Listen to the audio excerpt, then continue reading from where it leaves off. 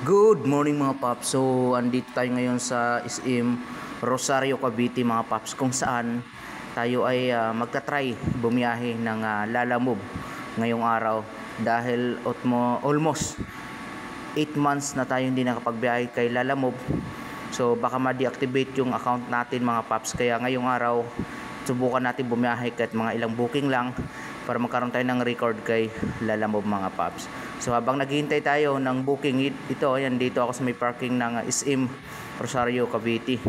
So habang naghihintay tayo ng booking mga paps, titingnan natin kung marami bang booking ngayong araw mga paps. Kaya samahan nyo ako mga paps kung makailang delivery pa tayo ngayon. So mamayang tanghali uwi na rin tayo. Time check pala natin ngayon nasa around 8:30 pa lang naman ng umaga mga paps. Meron akong transaction sa loob ng SM kaya napunta ko dito. Let's go mga paps. So yun mga paps, andito tayo ngayon sa may tapat ng SM Tansa, sa may McDo. Ayan o, McDo.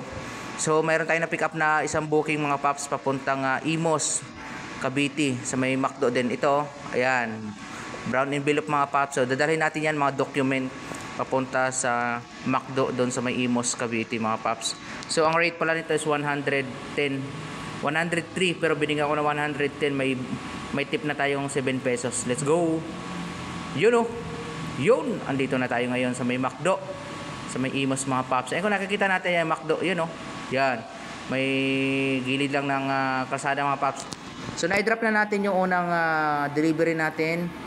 Naka 100 plus na rin tayo mga paps. So mamaya nakita tayo ng another booking pabalik ng around kahit sa Gentry or South area mga paps, sa Naik or Patagaytay kung mayroon tayo makita mga paps. Yan o, abang-abang na lang. Let's go. Yun na nga mga paps, may pangalawang booking tayo nakuha from Imos, Cavite papuntang Dasma mga paps. 115 pesos. Yan, kung makikita natin, dito tayo sa may Catholic Cathedral o sa simbahan mismo ng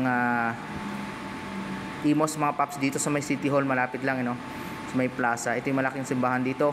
Ayan, ihatid na natin itong brown bag din, ano to, papilis. So papunta doon sa may dito lang sa may Dasmariñas sa Litran.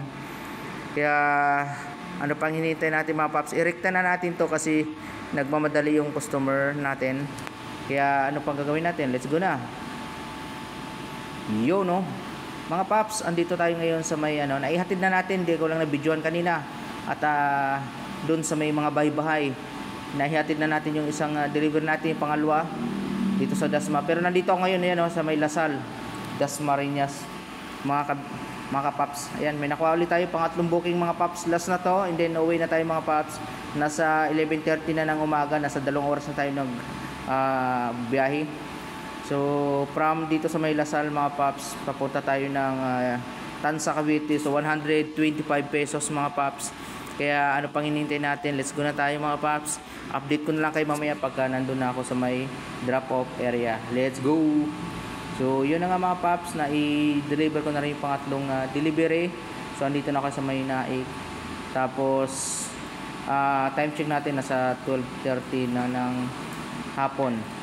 So nakatatlong drop na tayo mga paps. Kumita tayo ng kulang-kulang 400 pesos sa tatlong booking. So nagkaroon na tayo ng record kay Lalamove. So hindi na